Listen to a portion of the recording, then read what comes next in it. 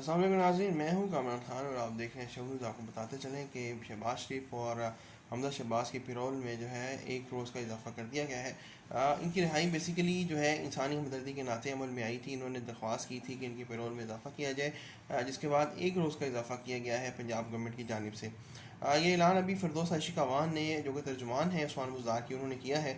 ये बहुत अहम बात है कि हुकूमत पंजाब जो है इस वक्त ताउन कर रही है और जो है मौका दे रही है शहबाज शरीफ, हमजा शहबाज को, कि वो अपनी ज़िम्मेदारियों से फारिग हो जाएं। ये वो मुफाहमती अमल है जो कि होना चाहिए पाकिस्तान की तमाम पॉलिटिकल पार्टीज़ में। और जिसके बाद अपोजिशन और गवर्नमेंट जो है, बेसिकली अपोजिशन जो होती है वो party waiting for making government होती है।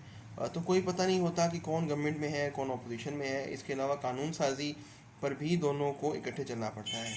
जहाँ तक कानून की बालादस्ती की बात है तो उस पर कोई क्वेश्चन नहीं हो सकता, लेकिन जो एक दूसरे को फैसिलिटेट करने की बात है, अवामी फ़ैसलों में साथ चलने की बात है, अवामी मसाइल हल करने की बात है, उसमें इन दोनों जमातों का इकट्ठे चलना पूरी कौम के लिए बहुत ही खुश आइंदा है।